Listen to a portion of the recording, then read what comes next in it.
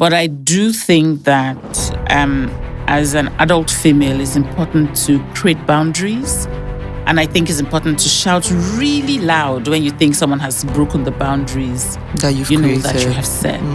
Even if the person is seemingly advocating for you. I think also it's important, in all of these conversations about mentorship to have structures, Sometimes mentorship is formal, sometimes it's informal. Yeah. But I think as much as you can, have structures that allow you to say, okay, what is this for? And how long is it for? I think how long is it for is important because mentorship relationships also expire. Yeah.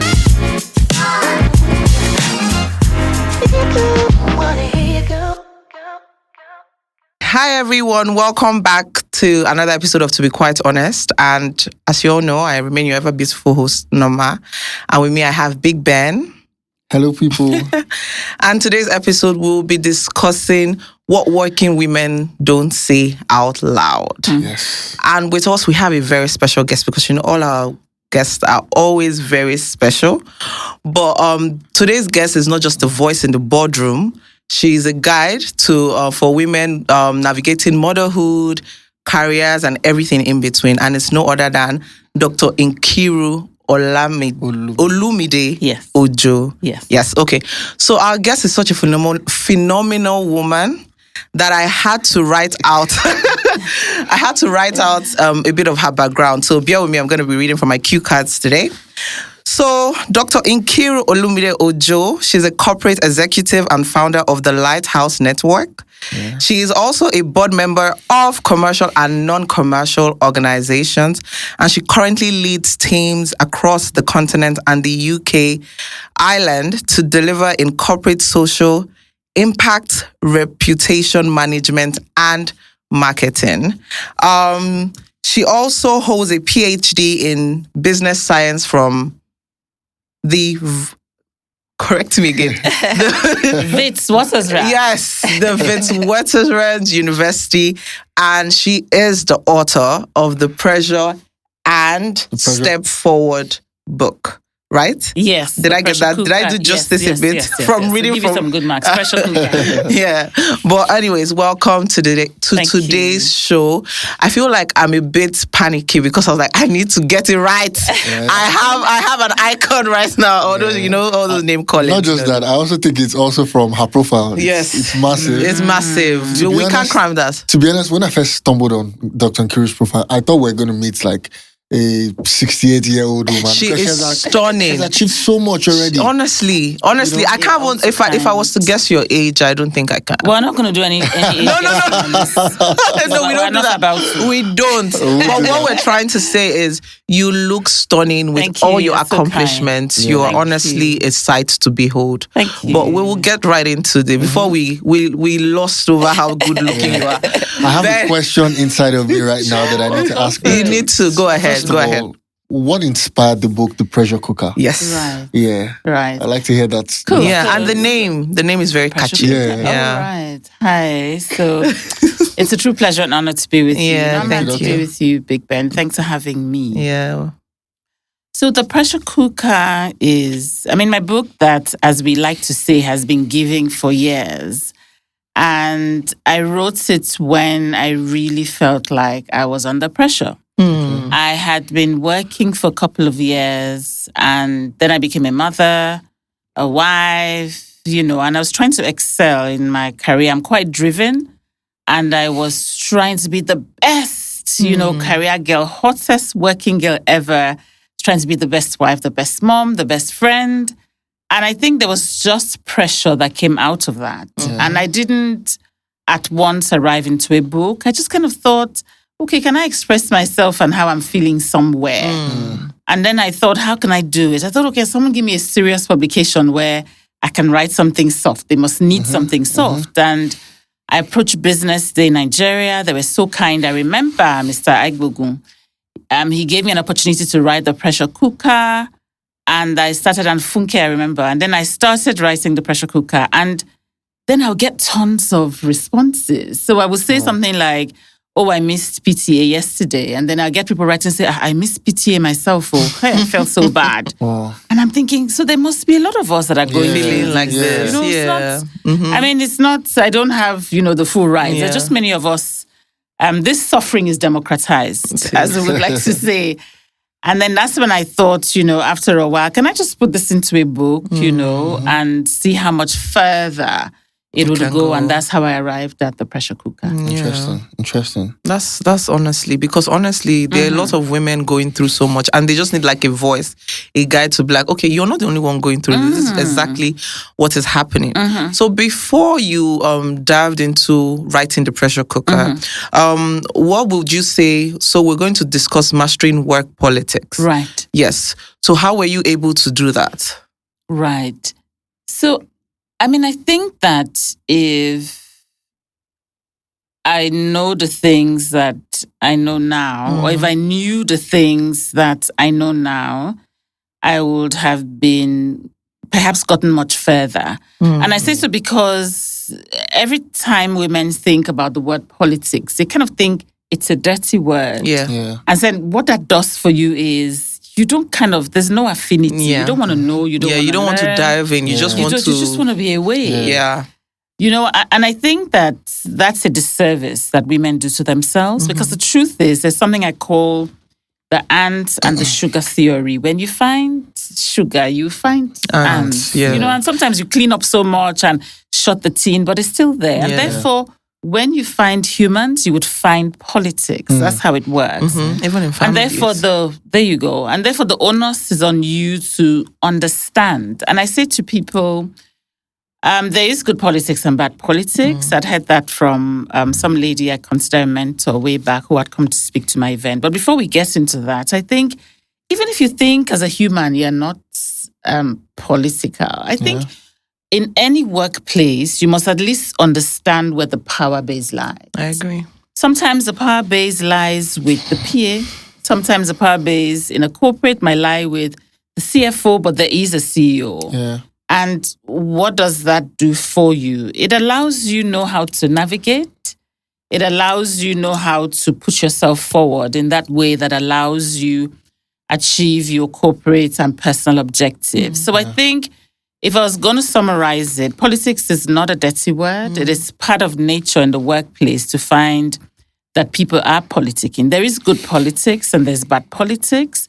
But I think you do yourself a disservice if you have an apathy, complete apathy towards politics. I think at the very minimum, understand where the power base lies. Yeah. So when you started speaking earlier, you said something about being really driven, right? So I noticed that with men, okay, I'm going to look at it from a man's point of view and a woman's point of view. Of course. Men take pride in being ambitious. But for women who are ambitious, it almost feels like there's some guilt that comes along with it. Yeah. But I see how you bodied it and like, yes, I'm driven. So for many women, they're not there yet. So how did you get to that point? And how can you encourage younger people who don't feel so confident to speak about, the things that really motivate them? They're How do they passionate get to that about. point? So I think that one of the things that pull women back from embracing ambition, to my mind, is the societal norm where it almost feels like having an ambition is the sole right of men. And then, and I talk about it in my book, where it's something as little as my cousin saying, let's climb a tree. And I'm climbing the tree and Your mom comes my down. cousin and I are there, but they say to me, don't you know you're a girl? I'm like, but if I can climb a tree, what does that have to do with anything? Yeah. It's a little example, but I think that you've got to understand that you take the driver's seat in your career. You take the driver's seat. It's almost like a car. And you don't need someone telling you how to drive it. Yeah. And you have to decide what speed. You have to decide what lane. What You have to destination? decide, that you must put oil in your car, do all the checks before you start. And I think perhaps if we remove the labels a bit, a lot more women Will be more. will come out to embrace the ambition. But even as the labels are there, you've got to decide that I want to be this, and what does it take, me to be it. And I think you've almost got to fight the societal labels that they've put ambition is wrong, is squarely for men. So I think is embrace it and don't overthink it and get on with it. Okay, so just to touch on what you just said, what advice can you give to people that are that want to climb, climbing the ladder and not losing themselves, So because it's one thing to know that you need to do all these things, but when do you have to put a halt, or when do you also like climb the ladder and then you don't lose track of who you are, because it's easy for power to, power is, they say it's a blessing and a curse sometimes, because some people don't know when to just pause and say, okay, I have this power, but sometimes you have power and want to overuse it. So what advice would you give to people that want to climb the ladder, but at the same time don't want to lose themselves in climbing that ladder? I think the first thing to think about is, what are your values? And to my mind, everything starts, whether it be in a house, with an individual, with a corporate, with a family, with what are your values? Because your values then become your guardrails. Let's say you decide that one of your values is integrity. Then you know that you have integrity as a walking stick on the left hand. And perhaps one of your value is what? Respect. Then you have respect on the right hand. So as you navigate your career, these values are guiding you. They're guarding you and guiding you. And what that does for you is, the days that you lose it, then you know that you're losing yourself. And what does that look like? There's a story a friend of mine had told me way back about two persons who were due for promotion. But obviously, as always, there's only one seat. Yeah. And so one person gets this promotion and she kind of feels, look, from our sales targets and things, I'm, largely the better one. It should be me. So months on, she goes to the boss to say, I've always wanted to ask you, why did you give it to Norma and not to Big Ben? And then he says, because she had told me during a breakfast session, your friend, that you and your family were planning to relocate to Canada. And therefore, if I had only one spot and there are lots of things to do, I might as well give it to the person who's not going. That is, part of, to my mind, if you had honesty and integrity or whatever as your guardrails, that's losing yourself. That means you want this so much, you will do anything, including relaying someone's personal information that she had shared with you in private. So I think your values are one sure way to hold yourself from losing, yourself in the course of climbing your career. Wow. Interesting. OMG, I was Interesting. So, your books are right in front of me. Yes. So I just feel like from the point where you wrote The Pressure Cooker, it was like you were overwhelmed with life and career and everything. And then the next one, Step 4, looked like you had conquered the pressure part. Can't wait for the And now it's, it's growth time. Yeah. So how would you say your life, your career had changed between the time when you wrote The Pressure Cooker and when you authored your second book? Yes. So a lot has changed. I tried hard actually not to always read The Pressure Cooker because I'm thinking, no, I shouldn't have said it like that. I should have said this. And maybe that's what, a lot of authors face.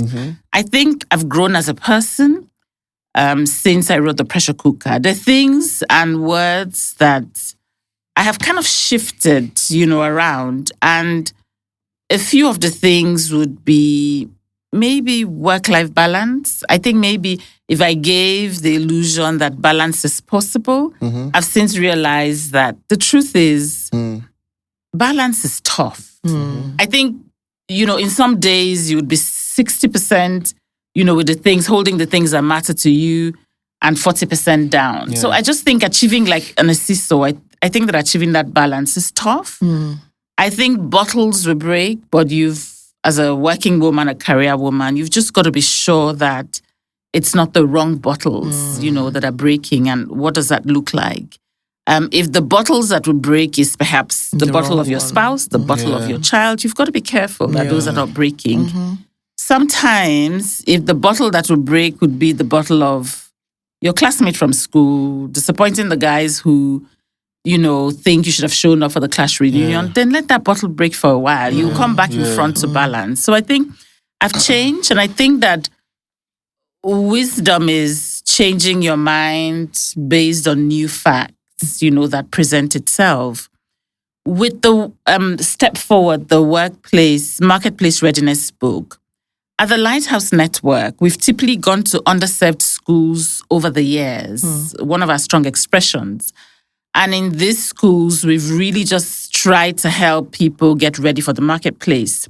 I think if you took an example of someone who, and maybe now there's more media and there are more materials, but I think also back then, if you took someone who came from a private university and someone who came from a public university, a lot of times the guys who came from the private university were tutored, had a module on how to get ready for the marketplace. So we kind of thought, let's support with filling this gap in the way that we can. And then when COVID came, there was now a deep realization that we couldn't keep going to Unilag, Glasgow, Technic and all. We could at least put this into a book, and make sure that it reaches further. Everybody, yeah. And that's what that book really is about. Yeah, that's nice. So if you could say something to your 25-year-old self, what would you say to her? I think it was really never that deep, hey? Yeah. It was never that deep. You'll be all right. And I think it was really never that deep. Because, when you're 25, you're holding something. You think it's so important. It's the end of the world. You must, it must happen. And then you realize and look back and be like, no one died, It was okay. Yeah. It will be okay. Yeah. Largely would be some of the advice that I would give. I think the second advice I would give is relationships are one of the most powerful currencies any human can hold. And therefore, I think build relationships. I worked in some places and with good people and sometimes, even with good clients, but I just had my face down, trying to work very hard. To deliver. And then you miss out on those relationships. I think relationship is one of the strongest currency ever that anyone can hold. So those would be my advice. Okay, nice. So, over the course of your career, have you noticed women collaborating more or competing more against themselves within the workplace? So I think that the workplace is generally competitive, and I'm not going to genderize competition. Okay. Because I think that competition is gender agnostic. Both a male or a female can be fiercely competitive. Having said that, I think that there is a repeated notion, and I know that's kind of what you're asking, Big Ben, in a roundabout way, is if I find that women are more supportive of less supportive of people, of each other. Yeah. I think that only self-aware women support one another. I don't think that every woman supports another. I think that's a woman who is self-aware of what challenge or how challenging it is to be a working woman is the woman who will support another. I don't think it would just come naturally. But if you understood and said, oh my goodness, for her to get here, she went through all of these hurdles. She's probably sitting here with, bags in the fridge of milk that she expressed during break. Yeah. And therefore, if she's a little grumpy, you will extend a bit of grace because you can almost say, only God knows, what's going load, on. She's carried prior to coming into the workplace. So I think my personal view is only self-aware women support each other. And would you say the good ratio of those women around? Well, maybe perhaps it would be easier to speak from my perspective. Yes, from your perspective. I've had great women who have supported me. I've actually had male sponsors, perhaps really, if I was looking at the data of my life, there'll be more men who have said, hey, I need to get you here and I will support you more than there have been women. But I think the times that I have gone to women to say, I need your support. I'm struggling. I have received, great support. Yeah.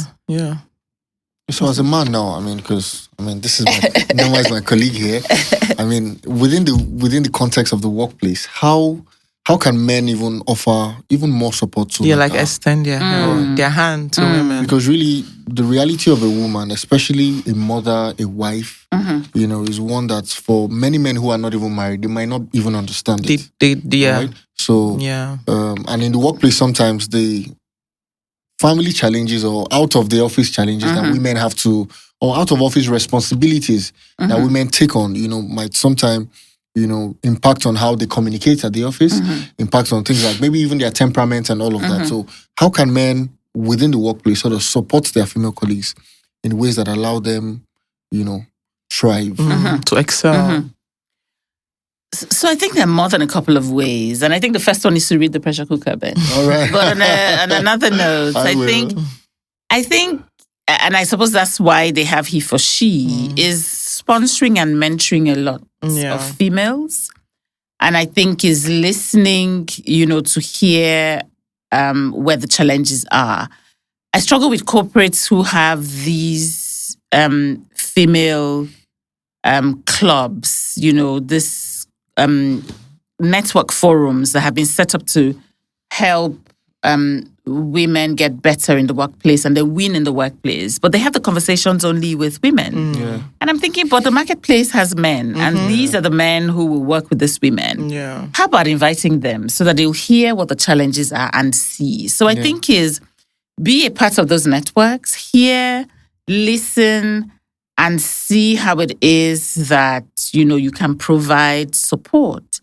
I think that a man who, makes himself accessible enough and demonstrates that, he can support enough so that when, a female who's going through real deep issues, can come up to you to say, these are the sorts of issues I'm facing. I think it should help you know that, you have arrived and you are quite aware, more sensitive, and we do view you as an ally.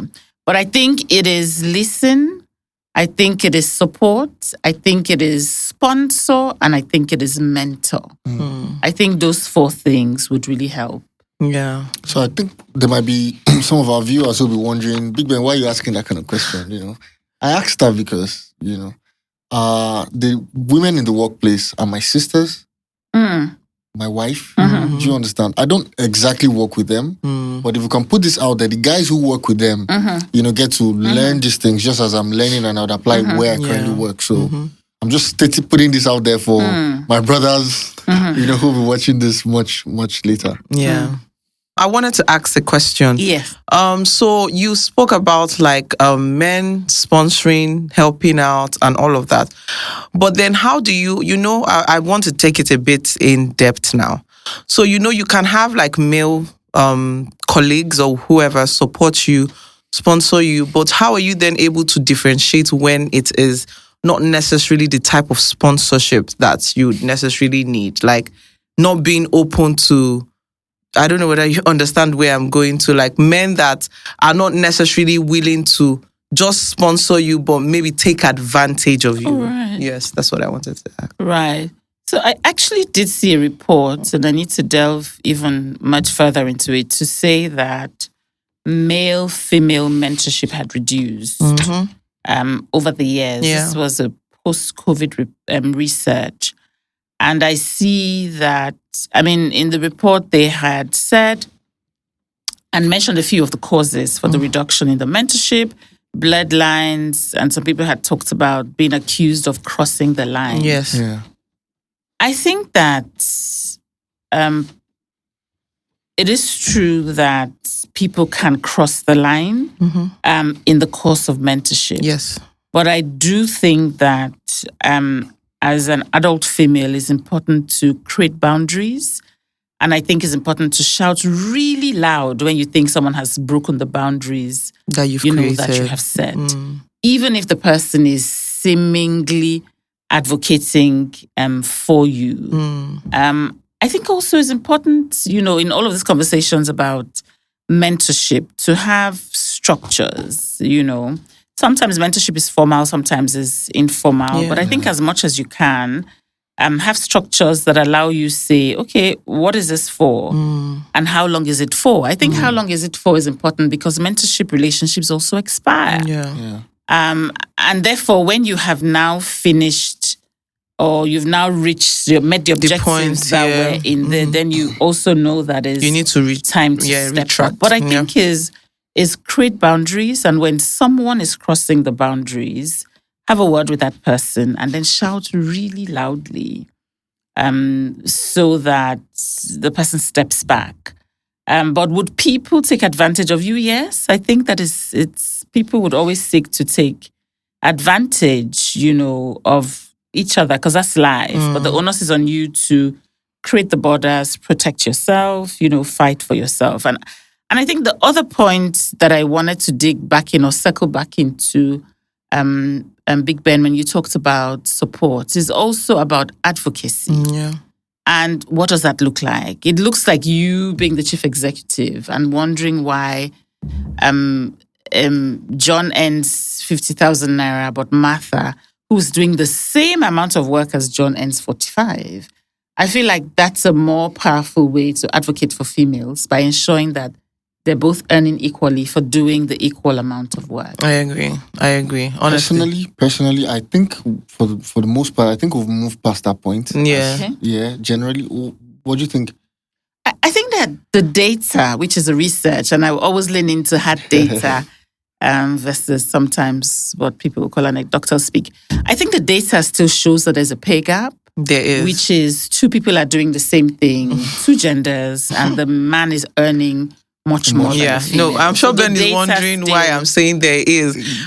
Funniest Yes. thing that you mentioned this because I was actually speaking with a colleague of mine and we both do the same work. And then at the time, the office just had increased. Now, I'm not saying like not currently where I work, but at the time where I was working, then we both do the same work, and then at the time the company had just increased like salaries and everything, and we're both doing the same thing. They're like, you're coming up with strategies, I'm coming up with strategies, you're coming up with communication plan, I'm coming up with communication plan. There is no difference. And I had been there before the person joined. Yeah. And we both went to collect our letter now. I'm seeing a figure on my own and I'm seeing a figure on the person's own. That's when I got to find out that there are grades and salaries. Like, there's a grade 1 to 5. And you can be grade 3. And the person can be earning grade 5 because the person has more experience. And I'm thinking, how do you quantify more experience? I mean, obviously, you look at the CVs, maybe because I've been with you longer, so you think my experience is based on what I am doing currently in the company and for the fact that I've been with you guys for so long, than a fresh face that just comes in. And I felt somehow because it was also a male, he was a guy, and I just felt very underpaid. I actually went to have a conversation with my boss at the time. And that's when she told me, there are grades and maybe because of the person's experience and all of those things. But I still didn't think it was a reasonable explanation to give. I don't know whether I was being dramatic, but I was just like, how do you quantify what grade you're supposed to place someone based on the experience? I can't lie on my CV. It's a given fact. People do it. Yeah. So how then do you quantify that? So I agree for advocating for... The reason I said I don't think that still exists is because we have social media today. And this is almost not a conversation these days, at least within the Nigerian corporate space.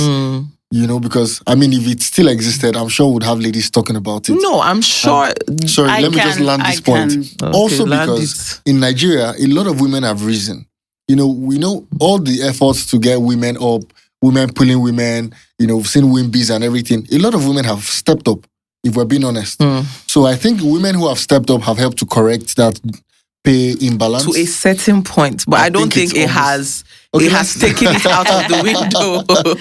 I don't think so. I mean, I think that the data that I talked about, the gap that I saw was a US-based data.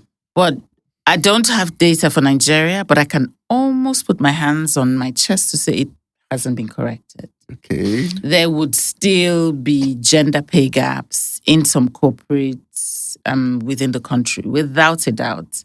I mean, we should commission this research because, I mean, data is the strongest pointer, but I can almost assure you that there is a gender pay gap. I agree. I genuinely agree.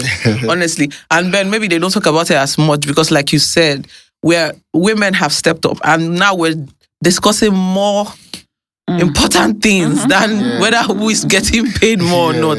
But I know that it's still a conversation that will be had from time to time, you know.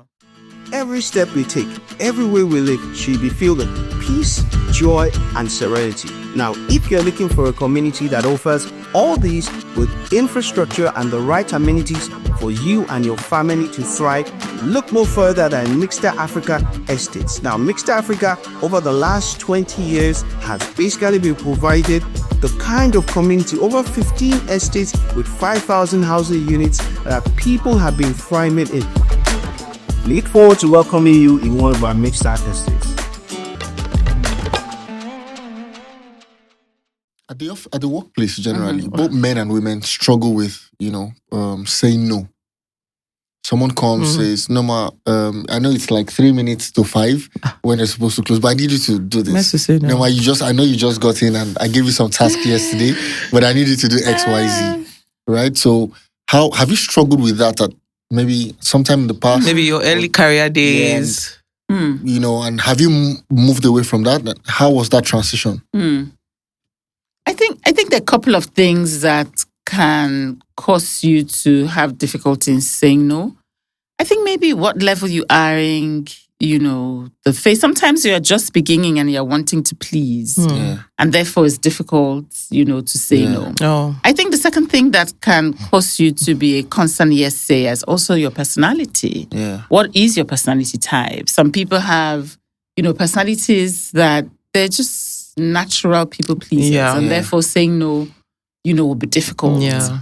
I think some people are, the way they also are culturalized from their homes, they wouldn't hesitate, to say no. Whereas some people are culturalized to always say yes, especially when it's from your leader or your boss. So I think there are different factors at play where you are in your career, where, how you were culturalized from home. Your personality. Yes. Yeah, no, I agree. But I think if I was going to talk about, one thing within that space, is a research that I saw and that talked about one of the strongest factors that helps people rise in corporates alongside the hard data of, the work that you do. I call it your work currency or skills currency.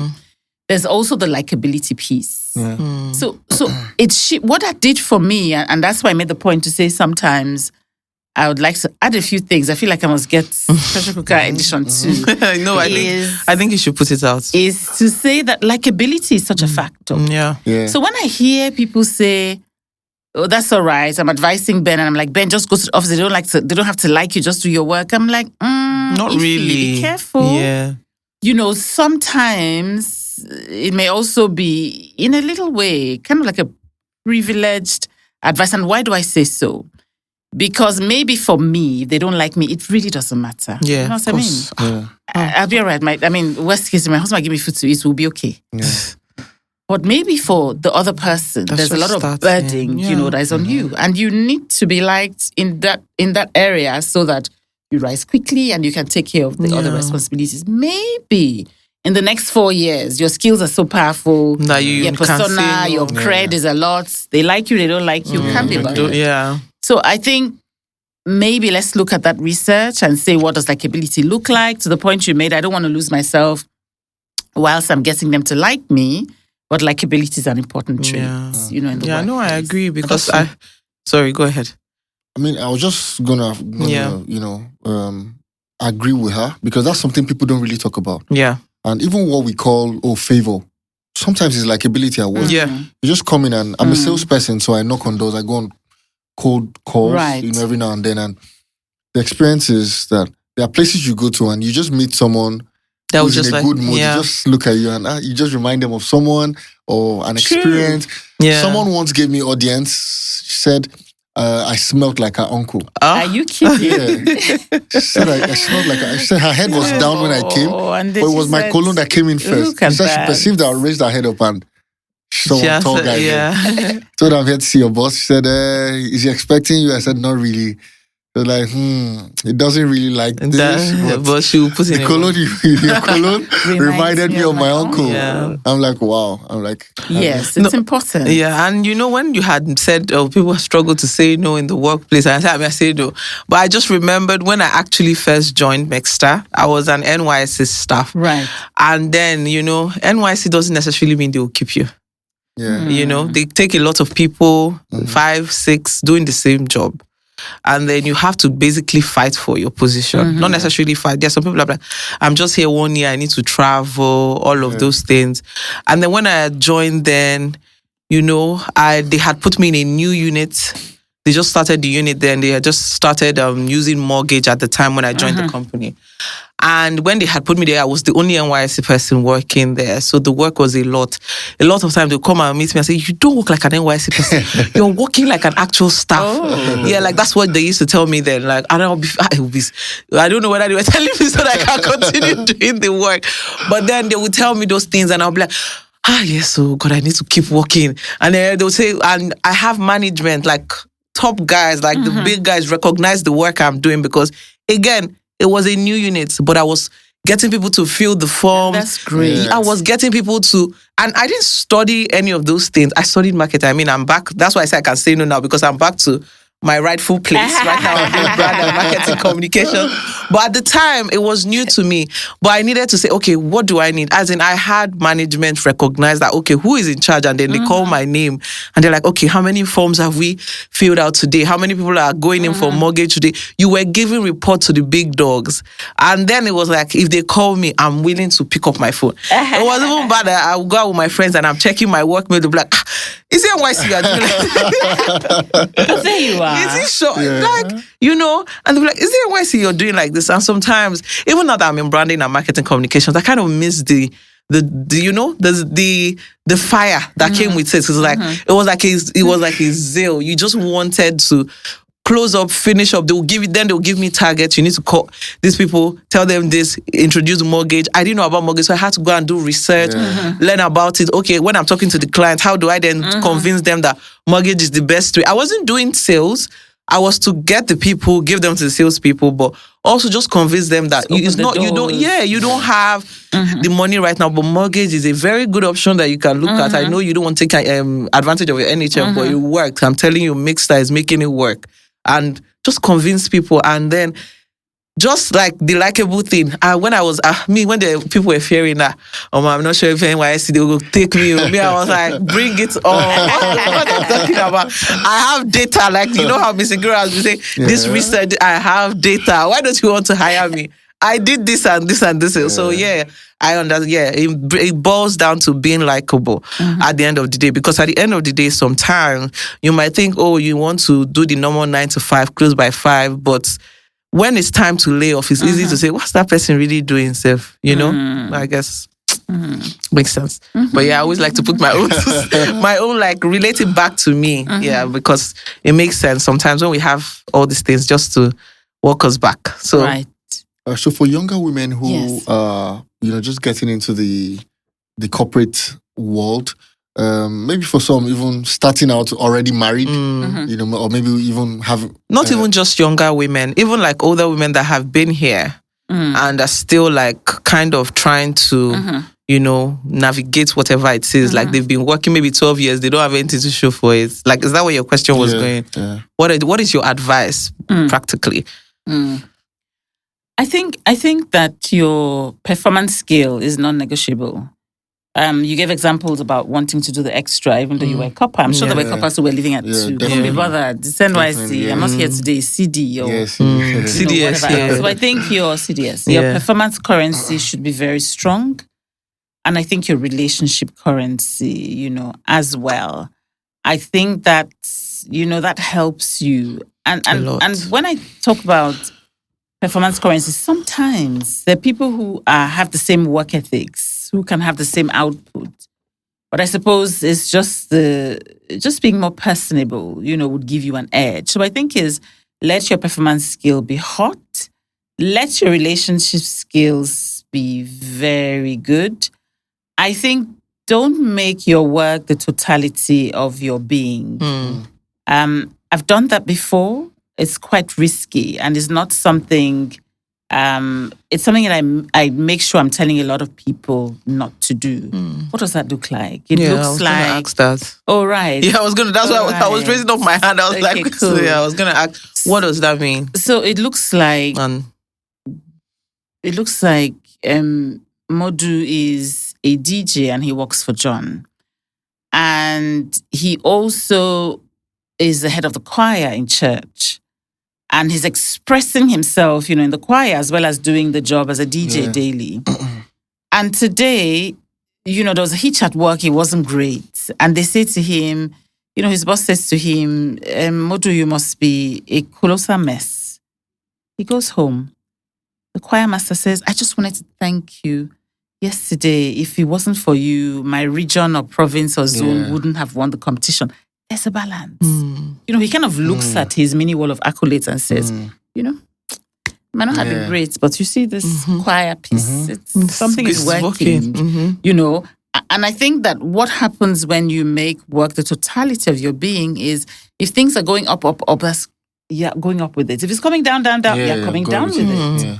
And I think it also doesn't give you a buffer because I think that the workplace, like any place else that you go to, will give you hurts, will give you wounds. There are things I call the workplace wounds. And what tends to happen is you have no buffer, to be able to take in those workplace hurts or the workplace wounds, that you find. And having or expressing yourself, in other ways, even being a great golfer, even being a great choir girl, choir guy, expressing yourself or finding ways to express yourself beyond your day job, I think it helps give you a good balance.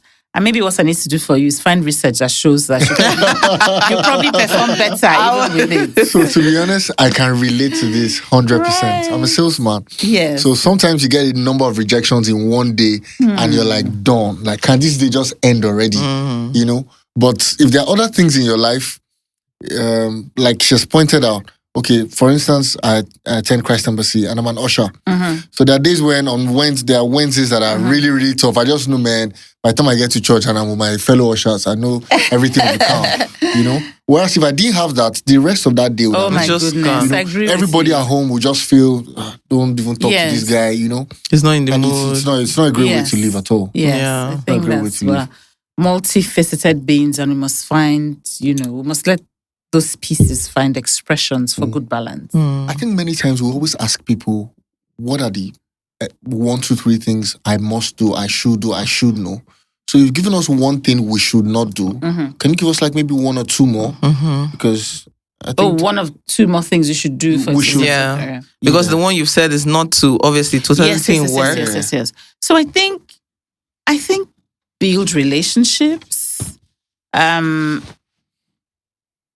and as much as you can, hopefully one of your own personal values is fairness.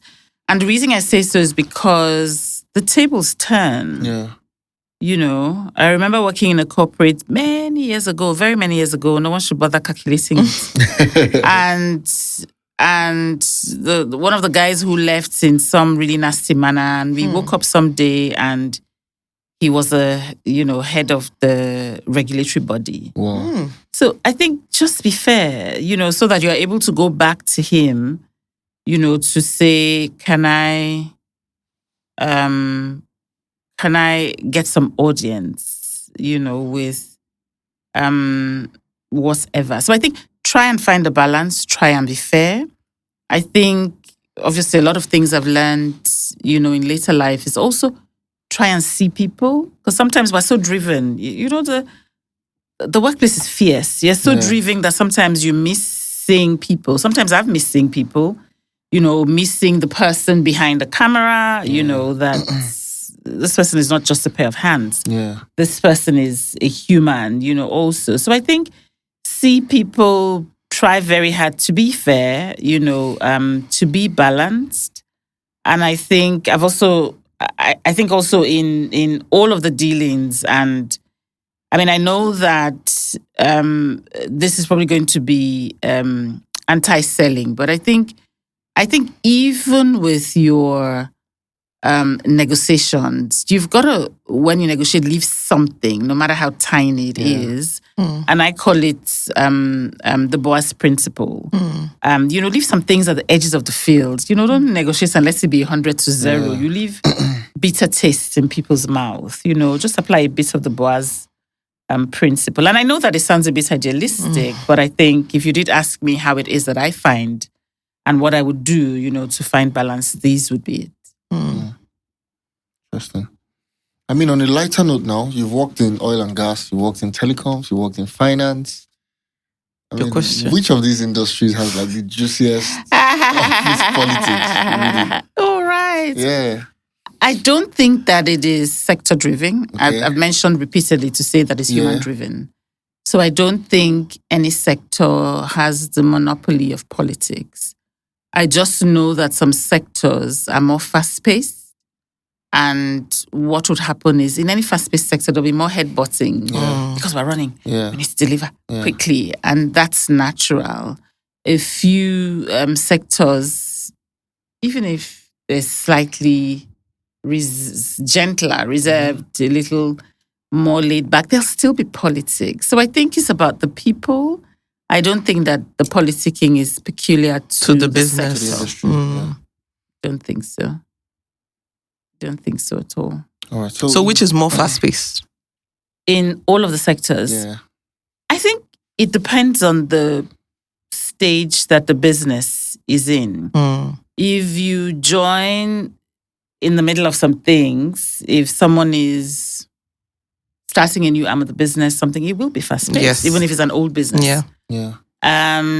If you join when someone has a crisis, it would be fast-paced, fast-paced of because they're course. fighting some demons. Yeah. So I think timing. Yes, You because know, obviously, is- same as work. Some days are hot, some days are cold. Correct. Okay, but last one, which is your favorite? Of the sectors. Yes. You've done so many, so I have to ask. There's no way I'm answering that. I still work in the financial services sector. So yes, it is the financial. Okay, well, you're still there anyway. Right. But but in all of this, there are lessons that you've learned, Yes. obviously. Yes. Yeah. Yes. Okay, that's good. Yes. All right. yes, And on a final note, in your role as a communications expert, what's like the most interesting part of what you do? What is that one part of communications, especially at the leadership level, that keeps fascinating you and keeps you grounded? I think it's the fact that you can tell the same story to different audiences in a different way. I think that will always leave me fascinated. And I'll just take a very rough example. If you wanted to speak to your investors, you are still saying, I made $4 million Last year. profit. But you would tell them in a different way. You would tell the media in a different way. You would tell. So it's the same story, but I think the art and the craft of being able to Behind it. tell the different audiences, I find it very stimulating. I think ultimately is the fact that with storytelling, you can actually change behavior and get people to act in a certain way. I find that very empowering. Very true. I think you embody that communications, the skills basically. Yeah, I was going to tell you this off camera, but I mean, I might just Why tell you not? this now. To the Something I noticed throughout this entire Yes, discussion, please. active listening. We talk a lot about active listening, but I literally just saw you practice it. You never for once interjected, even when you thought, even when you could already, even when you had a sense of where I was going to.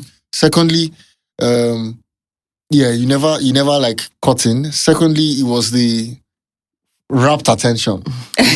If it's Nema that's asking, you're looking at her, you're nodding, you're smiling, even you're getting. in her delivering her points, Yeah. very, Are you very serious? detailed Yeah, in both where so she kind. looks. Yeah. Yeah, both so kind.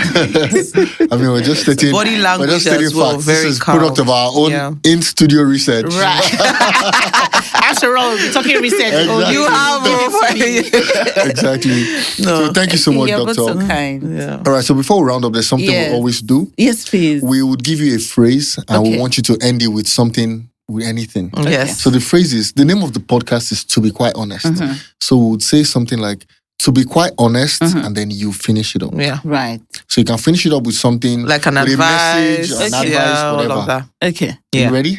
Yes. All right. so- Next time we'll put you on the spot. Next time we'll give you time to think about it. We'll just go. On your bed. All right. So Dr. Nkiru, to be quite honest, Consistency is a key part of character building. Don't leave me. Don't leave me. on this note, we want to say a very, very big thank you to Dr. Nkiru Olumide Ojo. Thank you. Honestly. We totally enjoyed having you here. We did. Obviously, We did. we in the studio, as well as our audiences, have definitely learned something. How would people who want to connect to you, how can they reach you? People who want to buy your book, Yes. when can they purchase them? Yes, but this is mine. I'll take it after. Yes, by Which all hours? Whoa, this is 2 different books. Okay, I'll read it then we'll Yeah, she exchange. said I should read the pressure cooker. No, you'll start with the pressure cooker. Okay, I'll do step. Anyways, I'm in marketing, so step forward is So pressure. Ben, when you're done, we exchange. No problem. So, Okay. Doctor, how can Yes. people reach you? Also, they can reach me via LinkedIn, Instagram, Facebook. The other one where they're always quarreling and fighting. Which you can, I'm not mentioning names. You can reach me via. I'm really available on all social media. So what's your handle? At Nkiru Olumide Ojo. Okay. Yes, one word. I'm quite consistent across all platforms. As So more than expected of a happy. communications expert, anyway. More than happy to connect. And thank you all so much. I've had a delightsome time. Also, about your Thank you. books, Yes, where can we buy your books? Roving Heights. Roving Heights. Roving Heights. Okay. Roving I'm Heights sure- carries them.